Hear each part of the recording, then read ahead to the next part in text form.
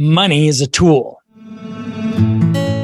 Financial literacy is a skill you can learn. My name is Dave Galegas. I've spent the last 25 years in the mortgage industry with a front row seat to American financial habits. And what I have to offer is so much more than about mortgages. So join me for a journey into financial literacy, brought to you by me and Zenith Home Loans. I'm your host, Dave Galegas. Welcome, everybody, to episode 10 of More Than Mortgage. I'm your host, Dave Galegas from Zenith Home Loans, and this is a podcast that is devoted to helping you achieve a financial balance in your life in all areas. I'm not an extremist. I think that you should be balanced in your approach to how do you manage your finances. I think there's 5 fundamentals to financial balance. It's your credit, it's your spending, it's your debt, your savings, and your investing. To me, those make up what's the really important parts of having a level of balance when it comes to your finances. Finance plays such a key role in the quality of our life and our existence. It impacts our relationships. It impacts our happiness, I think, to some degree, and to a large degree. If we're broke, it sucks to be broke. If our credit is beat up, if we have bad credit, that's embarrassing. I've disclosed on this podcast before, I've had bad credit several times in my life. I've had way too much debt several times in my life. Not several times, a couple of different times. And, it's embarrassing. It's humiliating.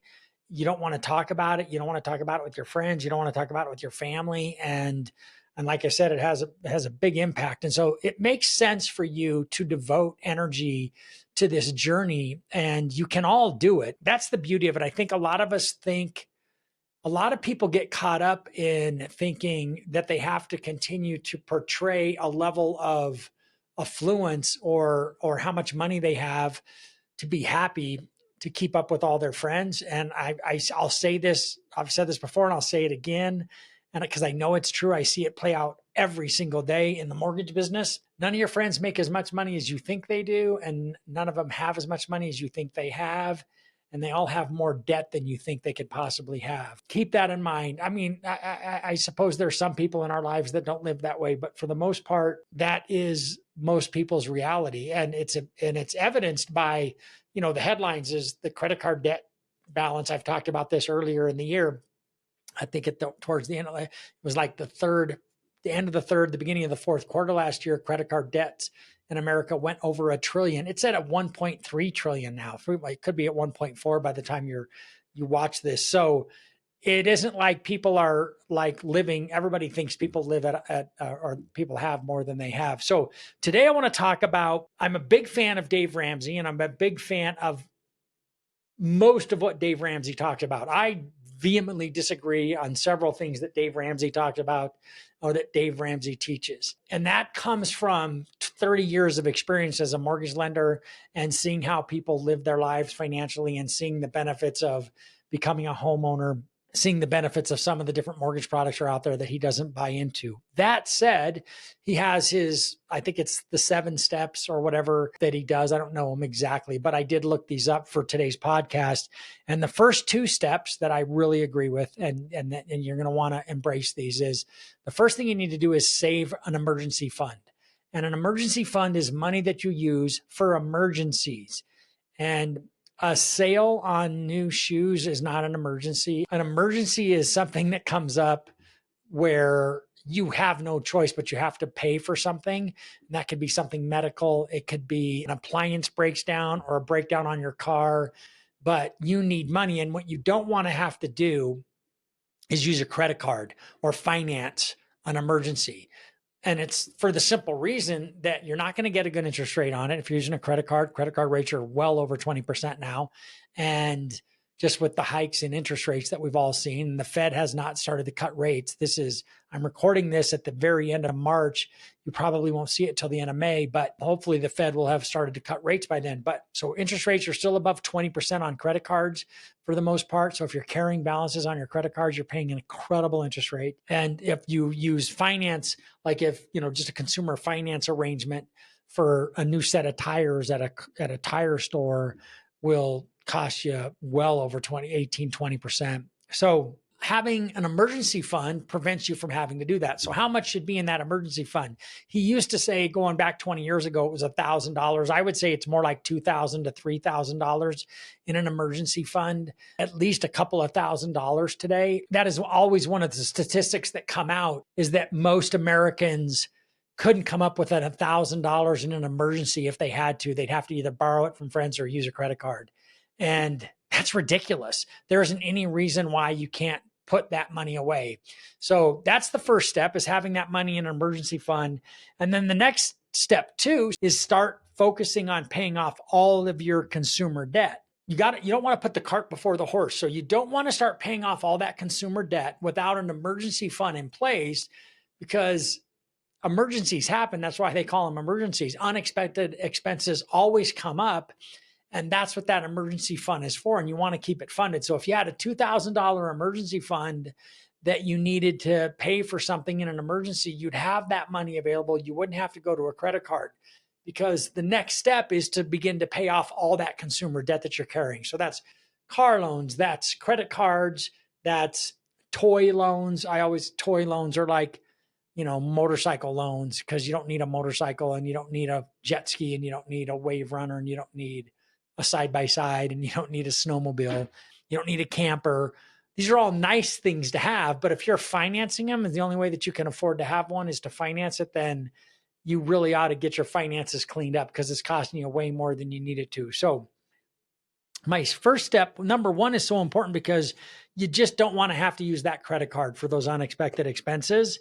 If you're going to have financial balance, you've got to figure out a way to have some financial balance without having one foot on the gas and one foot on the brake because you're not going to get anywhere, right? You're going to make some progress on your consumer debt, but then an emergency comes up and you're going to have to use your credit card. Don't take these things out of order. That emergency fund is a really important tool and will keep you from driving around with one foot on the gas and one foot on the brake. The second thing is the simple fact that you've got to get rid of all your debt, because it's killing you, right? Like, our debt is the biggest thing that's holding us back in this country. And it's what holds a lot of Americans back.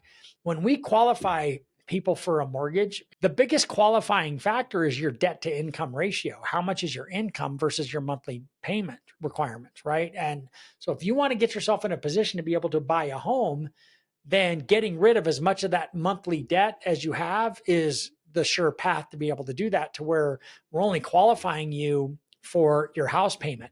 And that's where you want to be. You want to be the only debt that, and I use the term good debt because some people have a problem with that, but having a debt on a mortgage, it's an appreciating asset. So you have an asset that's appreciating. Any other debt that you have on a car, jewelry, toys, everything that we just mentioned, things that you had to finance, those are depreciating assets. They do not appreciate in value. They just keep going down in value. That's why everybody says when you drive a car off the lot, you immediately lose $2,000, $3,000, $4,000, $5,000, depending on how much that car cost you, because a used car is just worth less than a new car right off the bat. So you have to be careful with how you spend that money and what you make and how you plan for this. So with credit card rates north of 20%, with car loan payments, $700, $800, $900, we're seeing $1,000, $1,100, $1,200 car payments for people, and they're financing them for 6, 7, and 8 years.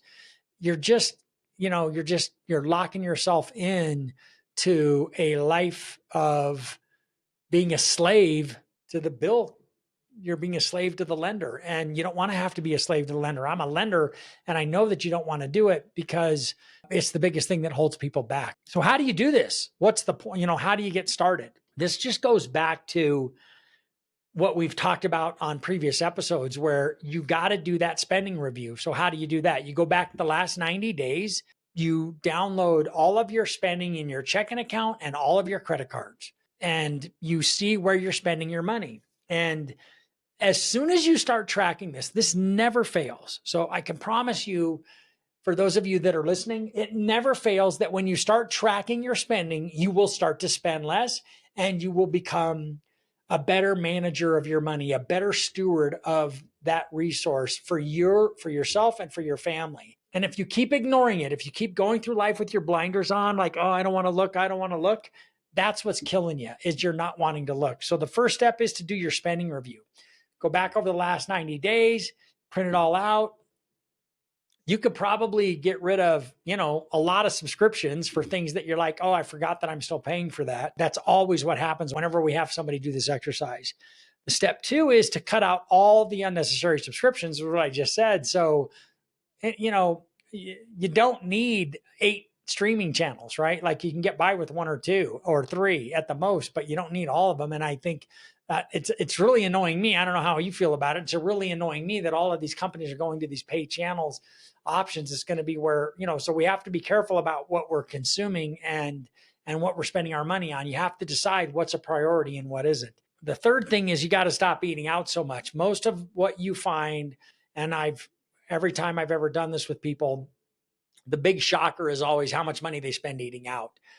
You can eat lunch 5 days a week for what one lunch at a restaurant will cost you.